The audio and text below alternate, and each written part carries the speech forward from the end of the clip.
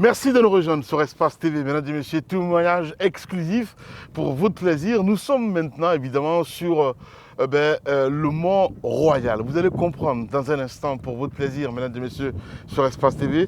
Le Mont Royal, c'est une colline qui domine la ville de Montréal. Au Québec, il s'agit donc de l'une des 10 collines montérégiennes, il faudra bien situées donc dans le sud-ouest de la province. L'historique, on s'en moque complètement, mais le plus important ici, évidemment, c'est la vue que ça donne. Et c'est celui, évidemment, qu'a choisi notre invité, mesdames et messieurs, pour votre plaisir, c'est bien sûr Dieu Soul, avec qui nous allons parler culture, si on peut me dire ainsi. Soul, bienvenue sur Espace TV. Bonsoir. Bonsoir Lamine, et ça fait plaisir de te retrouver à Montréal. C'est ça. Après combien d'années Plus de 6 ans. Oui, 6 ans, après 6 ans. C'est ouais. ça. Ouais. Ça va? Oui, ça va bien. Moi, ça me fait plaisir de te retrouver dans ce lieu, on va dire, historique et mythique en même temps. DJ de formation, si je peux me dire ainsi, en tout cas, c'est l'activité connue ici dans la ville de Montréal. Ouais. Comment ça se passe dans la vie de tous les jours? Et comment on s'en sort? Comment on vit quand on est guinéen à des milliers de kilomètres de Conakry ou de Guinée? Ça se passe très bien.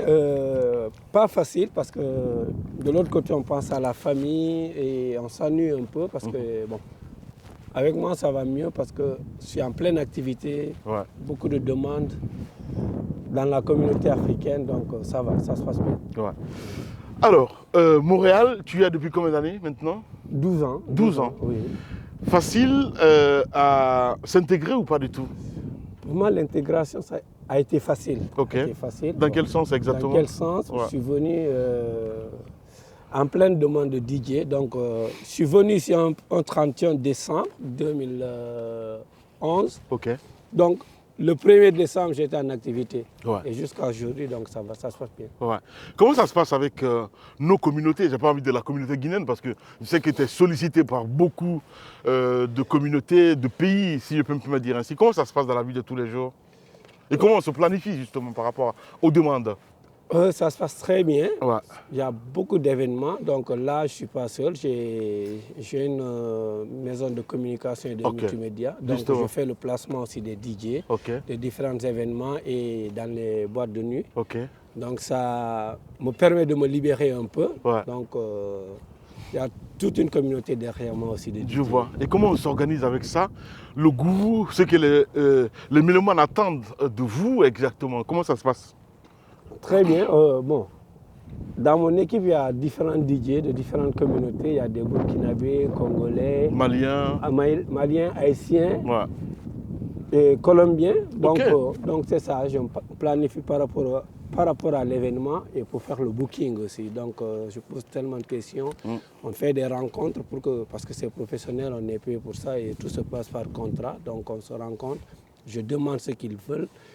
Par rapport à ça, je recommande le DJ. Justement. Oui. Alors, pour votre plaisir, sur nos antennes, mesdames et messieurs, sur Espace TV, qui est DJ Soul? On va essayer de découvrir notre DJ en quelques secondes ou en quelques minutes. Derrière, on revient ici pour votre plaisir. Merci encore une fois de nous rejoindre, mesdames et messieurs, sur Espace TV. Témoignage exclusif avec DJ Soul. Retour, mesdames et messieurs, ici donc à Mont-Royal pour votre plaisir, une interview. On va dire témoignage exclusif pour votre plaisir. DJ Soul, on vient de regarder quelques extraits de ce que tu sais faire en DJ. Et j'ai envie de poser la question, au moment où tu débarquais ici en 2011, tu avais pensé une seconde à dire, je vais créer finalement une société qui va regrouper beaucoup de DJ pour faire le plaisir des mélomanes? Sincèrement, quand je venais ici, je me disais que je ne veux plus être DJ. Ouais, ok. Je ne voulais plus être DJ. Je me dis non, je vais me lancer dans autre chose. Je devais poursuivre mes études, continuer mes études d'ailleurs, que je faisais. Ouais. Mais quand j'animais le premier, j'ai vu l'engouement, l'accueil. Ouais. Tout le monde se dit, ah, DJ Soul est là, tu le connais. Donc ça m'a motivé. Donc avec le temps, la demande, je me dis non, pourquoi pas me professionnaliser, créer une entreprise de communication parce que j'aime bien l'entrepreneuriat, travailler pour moi-même, être indépendant. Ouais. C'est pourquoi d'ailleurs j'arrive à bouger à tout moment, donc c'est ça. Ouais. J'imagine que c'est la ville de Montréal seulement ou bien tu fais le tour au Canada, j'ai envie de dire. Je fais le tour. Ottawa. Un peu partout. Là, exemple, le 25, je serai à Edmonton et le 24 à Ottawa. 23 à Gatineau, donc je tourne un peu partout. Ouais. Est-ce que ça a été facile en fait de passer de professionnel, j'ai envie de dire, parce que souvent ce qu'on fait, c'est comme un peu en Guinée où on est plus, comment je vais dire ça, dans l'informel. Comment on quitte de l'informel à se professionnaliser? Oh, il faut s'enregistrer Ok. officiellement, il y a des taxes aussi à payer et créer l'entreprise. Donc c'est ça, on décide de vivre parce que être professionnel, c'est de vivre de son art. Donc c'est ça, et quand on veut vivre de son art, donc tout doit être dans le formel. Exact. On doit être, on doit régulariser les papiers, les documents, donc c'est ça, être reconnu. D'ailleurs, c'est pourquoi j'ai reçu pas mal de certificats du Premier ministre du Canada, la reconnaissance, donc l'influence que j'ai, l'impact que j'apporte par rapport à la jeunesse. À la communauté, tout ça. Oui, à la communauté, donc c'est ça. Ouais. À la fin, on se dit, ok, l'entreprise créée, j'ai des travailleurs, j'ai des DJ qui bossent pour moi. Oui. Comment on s'organise à la fin du compte? Comment on arrive à te contacter pour animer, je ne sais pas, un mariage, l'anniversaire ou même la ville de Montréal? J'ai un site web, DJ Soul, le sorcier. Et l'entreprise, j'ai aussi un site web, Galé Multimédia. Donc, groupe, on a un site web et il y a les numéros, on est sur les réseaux sociaux aussi, donc on est joignable à tout moment. Le nom de l'émission, c'est Témoignages exclusifs. J'ai envie de savoir, DJ Soul, depuis 2011, tu es là. Ce côté qui t'a marqué forcément ici, dans la ville de Montréal, je sais que tu as beaucoup d'amis aujourd'hui ici, mais il y a des moments où on est un petit peu dans le noir, où on broie le noir, on se dit, stop, c'est bon, je me retourne d'où je viens. Est-ce que c'est arrivé, toi, à un moment donné? Plusieurs fois. Plusieurs fois. Oui. À un moment, on est fatigué de tout. On se dit, d'ailleurs, pourquoi on est là? La famille est en Afrique et on veut rentrer. On rentre aussi. Après, on se dit, non, on n'est pas prêt d'abord à rentrer définitivement. Qu'est-ce qui te retient? Qu'est-ce qui me retient? Je me dis, il faut que j'ai quelque chose à faire en Guinée. Je dois être serviable, je dois apporter quelque chose. Et pas aller refaire ce que tout le monde fait. Donc je dois apporter un plus. Et je suis à la recherche de cette plus-là. C'est pourquoi je ne suis pas rentré d'abord. Et Inch'Allah, c'est pour bientôt. Lui, c'est vraiment un sorcier. Mais c'est ça le truc en fait, c'est qu'il fait ce que tout le monde ne fait pas. Et ça, c'est super important. Justement, tu touches à la plaie. Comment tu arrives à détecter ce que tout le monde ne fait pas en Guinée? Parce que évidemment, les DJ dans les boîtes de nuit, ça existe même dans les radios. Aujourd'hui, on nous a envoyé un petit peu. Comment tu arrives à te démarquer à la fin? Oui, comment j'arrive à me démarquer? Déjà, chez nous, le DJ, ce n'est pas un métier noble, comme on le dit. Et pour moi, c'est important que les Guinéens se rendent compte que ce qu'on fait est noble. C'est comme un diplomate, un professeur, quelqu'un qui se lève, qui va au boulot, faire. On travaille parce qu'on partage le joie et puis c'est pas juste jouer de la musique, on fait quelque chose de psychologique aussi. Exact. Parce qu'en animant, on a toutes sortes de clients. Quelqu'un qui peut venir, qui a un décès, qui a perdu quelqu'un de cher, donc il faut le sortir de là. Donc on travaille beaucoup plus psychologiquement. Donc, ambianceur en fait. Ambianceur, c'est ça la différence. Et pas seulement aussi côté musique, mais ce qu'on gagne, il faut que ça nous apporte quelque chose, qu'on réalise avec. Je vois. Donc, avec ce métier aussi, un DJ peut faire beaucoup de choses, pour réaliser, pour gérer des entreprises, un bon père de famille. Donc, c'est ça la différence aussi. C'est ce côté que je veux beaucoup plus développer. Donc, de ne pas attraper les enfants, les empêcher de faire ce qu'ils aiment. Si c'est d'être DJ, c'est de le faire, mais professionnellement, avoir des ambitions et une vision aussi. C'est ça. DJ Soul le sorcier, notre invité évidemment exceptionnel, avec votre émission Témoignage exceptionnel ou exclusive. 3 dates peut-être qui t'ont marqué depuis que tu es au Canada. Est-ce que tu peux nous faire un petit peu les ramasser, ou 3 années, je ne sais pas. Année de mariage peut-être, j'en sais rien du tout. 2011, je sais que c'est l'arrivée ici à Montréal. Le jour que je suis rentré, quand je suis arrivé à l'aéroport, quand j'ai quitté l'Allemagne pour venir ici, j'ai dit à personne que je venais. Seulement ma mère, pourquoi? Parce que je ne voulais pas qu'on me décourage. Donc je me suis décidé, ok, c'est fini l'Europe, je m'en vais au Canada. Pourquoi le Canada? J'ai toujours aimé, un pays de rêve. Donc Canada, l'Australie, c'était des pays de rêve. Donc je me dis non, là je vais. Et quand je suis descendu à l'aéroport, à l'entrée, je dis non, je suis arrivé chez moi. Waouh! C'est cette sensation que tu as eue? Oui. Et j'ai un ami qui me connaissait depuis l'Allemagne.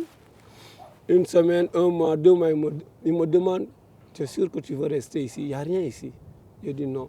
Je suis arrivé chez moi, quel qu'en soit PDX, il faut que je m'en sors ici. Et Dieu merci aujourd'hui, alhamdoulilah, et tout se passe très bien. Deuxième date? L'année de mariage, Okay. ouais, l'enfant, oui, Ouais. oui, c'est venu d'un seul coup ensemble. Ok. Le mariage et Le bébé en même le temps? bébé en même temps, donc ça a marqué aussi. Ouais. C'était une date tournante de ma vie. C'est parce que j'avais divorcé 10 ans après Ok. pour me remarier, donc Ouais. c'était une très grosse décision, donc c'est ça. Ouais. Peut-être, on va dire, une chose qui t'a marqué dans cette ville de Montréal, quand tu es venu en 2011, nous sommes en 2023, aujourd'hui on réalise cette émission, Oui. quelque chose qui t'a marqué et dont peut-être tu ne peux jamais oublier. C'est quoi exactement? Waouh. T'as une colle? Beaucoup de souvenirs qui viennent dans la tête. Ouais, hein. beaucoup de souvenirs. Ouais. Beaucoup de souvenirs. Qu'est-ce qui m'a marqué? C'est sûr que l'accueil, l'ouverture d'esprit venant de l'Europe, quand je suis venu, tout était différent. Surtout en Allemagne, à tout le temps que tu marches, tu te dis que tu es poursuivi, on peut te demander tes papiers. Malgré que tu as tes papiers, mais tu t'attends toujours à ça. Il y a un petit peu cette peur au ventre. Effectivement, donc à chaque fois que je marche, où je vais en boîte, je vois des gens chialer, je dis, hey, n'appelez pas la police parce que j'étais un peu traumatisé par ce fait en Allemagne. Donc, ça m'a beaucoup marqué. Je me dis, tu montes dans la voiture, la police arrête la voiture. En Allemagne, tu imagines, on demande tout le monde. On ne demande que le chauffeur. Je dis, c'est quelque chose une première pour moi. Donc, ça m'a beaucoup marqué aussi. Ouais. Didier Soul, le sorcier, mesdames et messieurs, sur Espace TV, dans témoignage exclusif. J'ai envie de passer un coup de cœur, je ne sais pas, qu'est-ce qui te fait danser en ce moment? Je sais que quand on est DJ, on n'a pas forcément le choix. On joue n'importe quel son. Je ne sais pas, moi, quand je dis n'importe quel son, on essaie de mesurer un petit peu le flair ou ce que le mélomane aime. Mais toi, quel son te fait kiffer en ce moment? Je ne sais pas, moi. Pour qu'on puisse... Le son qui me fait kiffer actuellement, c'est un son guinéen. Ah ouais, Ouais. ok. C'est le jeune Kouri Simple. Ok, ouais. Je viens d'arriver de la Guinée hier. Ouais. Donc c'est un son que j'ai bien aimé. Mélodie, contenu, et c'est juste. C'est quoi le son? Le message est clair. Ouais. J'ai oublié. Kiké. Kiké. Oui. C'est clippé ou pas? C'est clippé. Ok. C'est ça. On regarde ça, et puis derrière, on continue mesdames et messieurs, avec d'autres découvertes. Merci beaucoup, DJ. C'était un plaisir.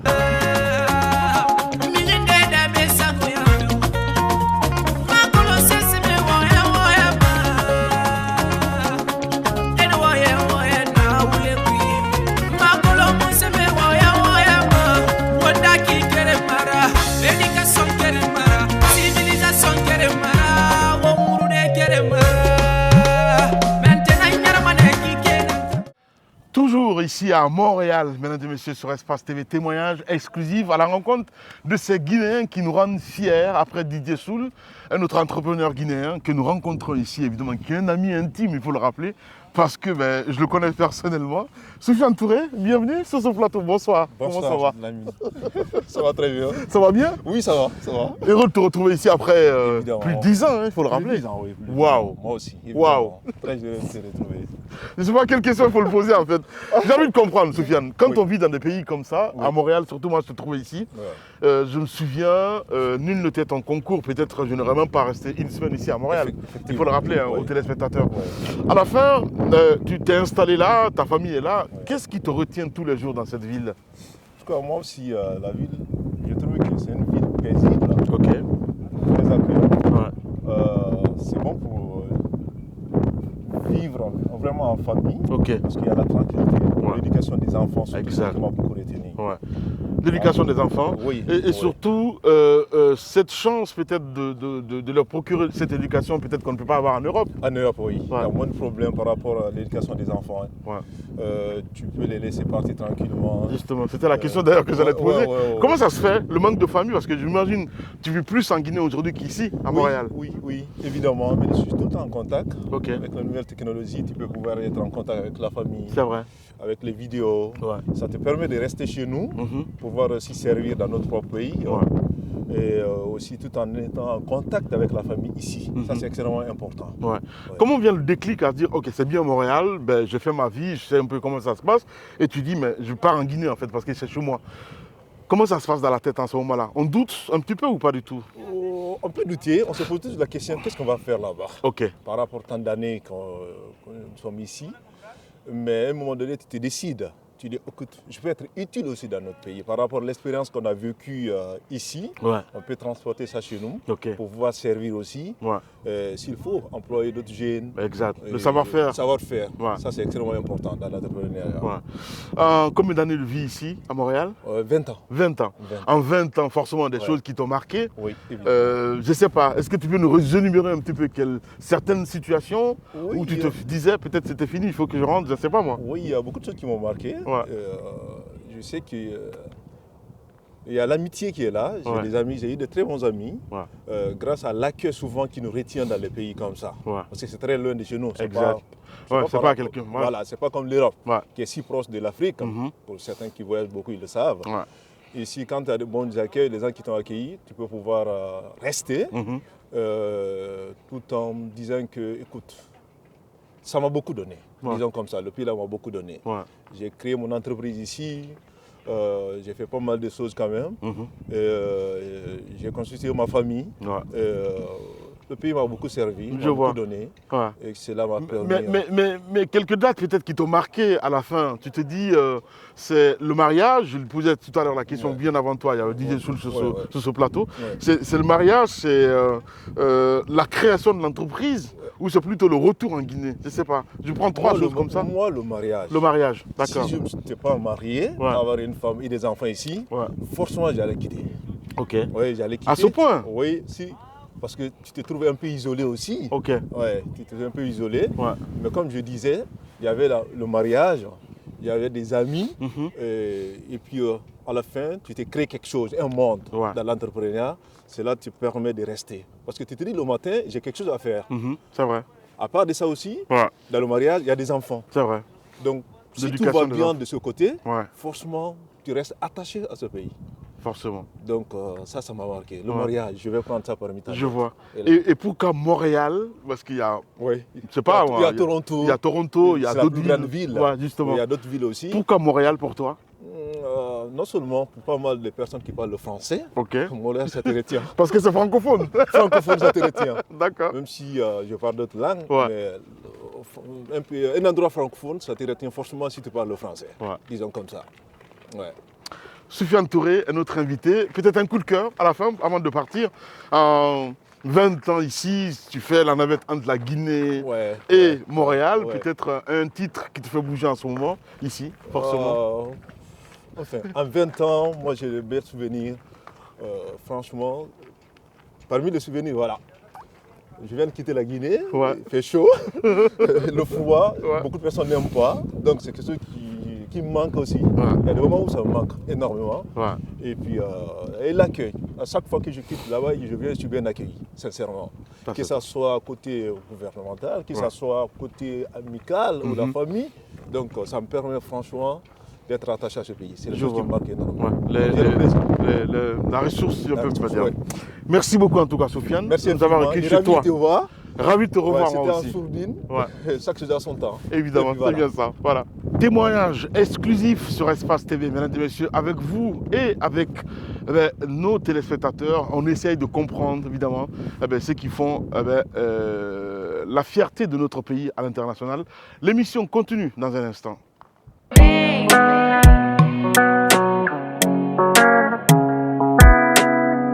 Toujours à Montréal, mesdames et messieurs, à la découverte évidemment des éléments essentiels ici. Nous sommes descendus un petit peu.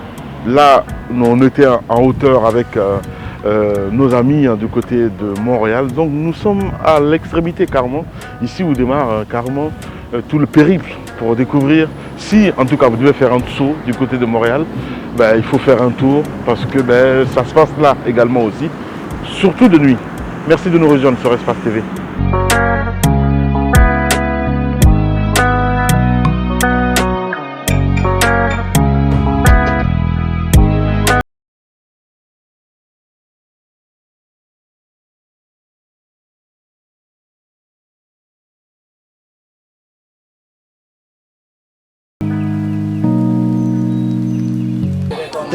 l'image qu'on porte de la Guinée, c'est une image qui est souvent très négative. Ouais. C'est une réalité parce que c'est ce qui est projeté. Exact. Donc il y a des gens comme toi qui êtes rentrés, qui avaient connu ici, vous avez lâché tout ce confort-là pour rentrer. Nous, on a envie de savoir comment est-ce que vous avez fait. Ok. Comment vous un partage d'expérience en fait. Voilà, comment vous faites pour rester là-bas malgré tout ce qu'on dit. Ouais. Et puis comment vous en sortez. Ouais. Parce que on parle du côté sanitaire. Il y a beaucoup de choses qui rentrent en compte. L'école des enfants. Ouais. Après, c'est un état d'esprit. Hein. Ouais, c'est ça. C'est un état d'esprit parce que c'est jamais facile. On part dans ces pays-là, comme tout le monde pense que ça va être un échec, et vous dites à la fin, c'est réussir ou mourir. Ce n'est pas le titre d'un film. Hein. Mais après, c'est une question de mentalité en fait. Tu vois, c'est une question de mentalité. Après, c'est vrai qu'il y a des moments où tu doutes, où tu te dis, c'est bon, basta, je vais rentrer. Mais un appel d'un auditeur, par exemple, le matin, à 6 h, qui se défoule à l'antenne, et ça fait tout le déclic, en fait. Tu te dis non. Voilà. Au moins, tu as servi à ça aujourd'hui. Après, tout ce qu'on peut imaginer. Je disais à quelqu'un tout à l'heure, je dis l'impact. Voilà. C'est l'impact qu'on fait sur la société. Qui permet de... Voilà. À travers la télé, à travers la radio. Voilà, il y a beaucoup d'expériences comme ça. Mais tu sais, c'est souvent ce qui ressort le plus, c'est les mauvaises expériences. Parce que souvent les gens en parlent beaucoup. Je suis allé, j'ai essayé tel truc, ça n'a pas marché. C'est pour ça que je parlais tout à l'heure d'un état d'esprit. Parce que quand on n'est pas fort mentalement, évidemment, tout est fait pour qu'on puisse te mettre out, quoi, pour que tu puisses rentrer. Après, si tu es prêt mentalement à dire je suis venu, c'est un combat, il faut que je gagne, il n'y a pas de raison. Moi, il n'y a pas ce que je n'ai pas subi en 2006, 2007, quand je suis rentré avec l'espace. Donc c'est un peu ça. Moi, on me disait aussi se préparer. Il n'y a pas vraiment de préparation. Je dis c'est un état d'esprit, quoi. Ah ouais. C'est un état d'esprit parce que quand tu vis avec ta famille ici, évidemment, tu as envie de les mettre à l'abri. Toi, tu vas au front, comme un militaire. Un militaire, non. Voilà. C'est un peu ça. Après, avec le temps, tu vois comment est-ce que ça peut se faire. Ouais, mais le parallèle que tu fais au combat. C'est ça que je parle d'un état d'esprit. Parce que un combat n'est jamais gagné si c'est pas fait. Voilà. Tout à fait d'accord. Ouais. Ça te tente, toi, de rentrer? Sincèrement, j'ai envie de rentrer. Je peux Et qu'est-ce qui te bloque? Famille. Ça, c'est un piège. La famille, c'est un piège. C'est ça.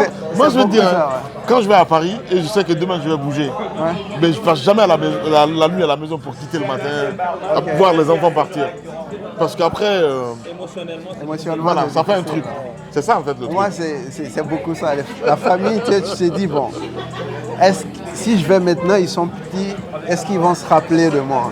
Est-ce qu'ils sauront que je suis là pour eux? Ben oui, donc, forcément. C'est un peu ça. Non. J'ai mon oncle qui est ici, tu connais. Ouais. Il a 85 C'est fou ce qu'il dit. Ouais. Depuis que je suis arrivé ici en 2009, j'ai un oncle qui est ici, c'est le doyen en fait. On l'appelle doyen de la communauté parce qu'il a 85 ans. Il est très solide, plein de femmes. Je veux dire, depuis que je suis arrivé ici en 2009, chaque année que je discute avec lui, il me dit janvier, moi je rentre. Janvier, numéro 10. Tu comprends? Chaque année, il me dit, moi en janvier je rentre en Guinée. Mais il est encore ici.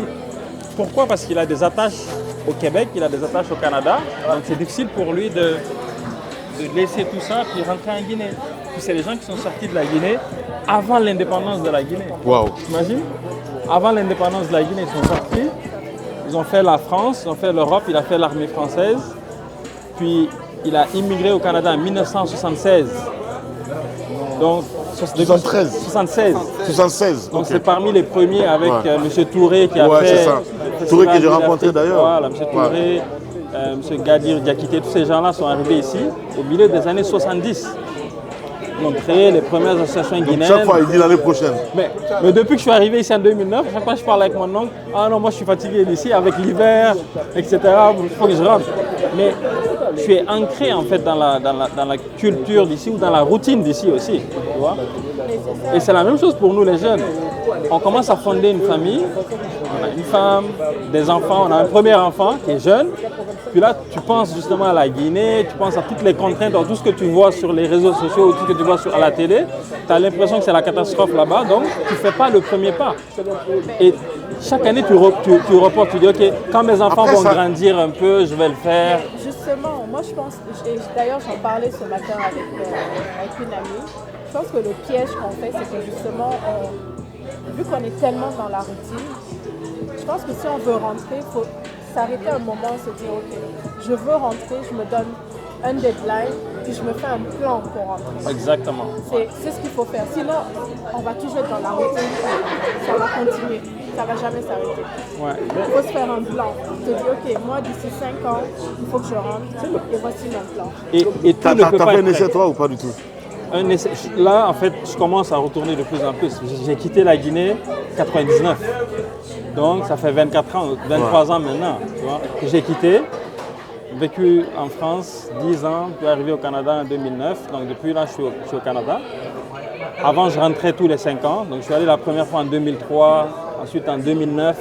2009-2015, donc c'était quand même espacé. Mais là, depuis 2015, je suis allé en 2017, 2019, 2020. Puis là, en 2022, c'est ça. Donc là, ça commence à se rapprocher. Donc, Je vois. Donc, je me dis, il y a de l'espoir. Non, il y a un piège en fait. Je reste convaincue qu'il faut faire son plan et, comme on dit en anglais, stick to it. Des embûches, il y en aura. Ouais. C'est l'état d'esprit, en fait. C'est l'état d'esprit. Des embûches, il y en aura. Il faut juste et accepter de vivre les réalités du terrain. Exact. Comme les Guinéens. C'est ça. Mais c'est ce que je fais en fait. C'est exactement ça. Voilà. Si tu peux pas vivre ça, tu te déconnectes complètement de la réalité. On ne peut pas faire la comparaison, vivre là-bas et comparer avec ce qu'on vit ici, c'est pas possible. C'est un état d'esprit en fait. Ouais. C'est un état d'esprit. Après le reste, c'est facile de dire. Mais aussi, tu ne vas jamais trouver ce budget pour dire je vais aller avec ça en Guinée. En tout cas, si tu dois faire un projet sur place, il faut juste se dire ok, je prends le nécessaire et je m'en vais. Le reste, ça se fera sur place. Voilà. Moi, je me dis, bon, il faut que j'ai 300 000 € pour faire une radio. Or, je sais qu'avec, mine de rien, 25 000 €, je peux avoir au moins les bases. Un émetteur, des dipôles, des magnétos et tout ça pour faire de la radio. Qu'est-ce qui m'empêche de partir? Le reste, ça se fait sur le temps. Avec les sponsors tout à l'heure. C'est comme ça que je fais avec Espace. Moi, j'ai mon petit frère. Ouais. Lui, il a 0 correct. Ok. Pour te dire, il est allé. Tu sais, il fait son doctorat dans les villages là-bas, il fait de l'anthropologie. Ok. Donc, il est sur le terrain, ça fait des années. Mais tu sais, après, la pression familiale, tu es là, tu es rentré, tu es étudiant encore, tu as fait beaucoup d'années, jusqu'à présent tu es étudiant. Ouais. Donc souvent c'est pas évident. Tu vois le résultat du travail que tu fais parce que tu apportes de la connaissance au pays. Oui, c'est ça. Merci. Tu apportes de la connaissance au pays, tu fais des recherches, tu fais des choses qui vont être très importantes pour le pays. Mais derrière, C'est quoi en fait? C'est le regard des autres. Au-delà du regard des autres. Oui, mais c'est ça en fait. Non, mais au-delà du regard des autres, c'est ton incapacité souvent en tant que personne de pouvoir répondre à certaines choses. Non, je ne suis pas d'accord. Tout dépend en fait de l'objectif que tu te fixes. Voilà, moi je veux dire, quand je suis allé, à un moment, parce qu'ils m'ont tellement fatigué pour avoir la licence d'espace à l'époque, j'avais 24 ans. Ouais. On me dit, il faut faire une enquête de moralité. Parce que quelqu'un n'est pas derrière moi, un grand patron et tout ça. Et je prends ça positivement parce que mon grand-oncle qui m'a élevé me dit basta, c'est bon quoi. Écoute, tu as déjà l'agrément, confie la radio à quelqu'un et va-t'en. Je me suis senti comme si on me chassait en fait. Mais je voyais ça vraiment comme quelqu'un qui a mal parce que tu souffres. Après 20 ans, merci. Est-ce qu'il y a un sentiment de satisfaction aujourd'hui par rapport au pays? Non. Ah, Mais moi je me dis, ben oui. un sentiment, en fait c'est que, moi je me dis, en fait c'est que des fois je me pose des questions, je me dis, ben, je fais un travail ici, mais en fait, je suis noyé parmi des compétences énormes. Je me suis dit, mais c'est pas vrai. Pour la première fois, en fait, des camarades guinéens vont aller à l'intérieur du pays, vont aller sillonner le pays, vont dire les réalités du pays, sans que ce soit nécessairement RFI ou je sais qui. Je me suis dit, waouh, c'est vraiment quelque chose à vulgariser, à refaire et puis vraiment à présenter le pays en entier. Ça, c'était un gros... C'était bien fait. Merci. Vraiment. L'idée de cette émission, tu vois, en 2014 ou en 2015, je ne sais plus, je suis resté en Guinée parce qu'on avait des travaux à la radio. Et cette année, je dis non, je ne vais pas quitter la Guinée, je vais faire mes vacances à l'intérieur du pays. Et c'est comme ça, mon réalisateur m'a suivi, on était dans la voiture. Je suis en train de dire, tu vois, comment on est libre quand on va à l'intérieur du pays, on n'est pas stressé. Mais tout ce qui s'est passé dans son premier numéro là, c'était même pas scénarisé. On faisait un truc comme ça, déliré en fait. Et ça m'a donné envie d'aller à l'intérieur du pays, je te jure. Ça te donne même envie d'aller voir d'autres préfectures, d'autres... Écoute, mais aussi longtemps, la taxe là c'est la base. Aussi longtemps qu'on ne pourra pas financer notre développement nous-mêmes, on n'ira nulle part. Parce que les Occidentaux ne vont pas financer. Parce que tu vas donner des taxes mais c'est petit à petit. Est-ce que vous pensez qu'ici, il n'y avait pas la corruption? Mais ça ne les a pas empêchés. Mais ça les a pas empêchés de mettre en place ces politiques-là. Voilà. Oui, elle vient de dire ça. Les gens vont toujours vouloir se remplir les poches. Je comprends, mais ça ne doit pas nous empêcher parce que c'est une excuse pour ne pas mettre en place des politiques. Ça ne devrait pas nous empêcher de mettre en place des politiques. Sinon, sur le statu quo, on ne va pas avancer. Parce que moi, je dis aux gens, écoutez, ici, ils ont, par exemple, les banques. C'est seul en Guinée que tu vas voir. Les banques primaires ne financent pas les gens pour construire des maisons. C'est pas normal. Moi, je dis aux gens, pourquoi vous ne mettez pas un processus entre la banque centrale qui libère de l'argent, qui donne aux banques privées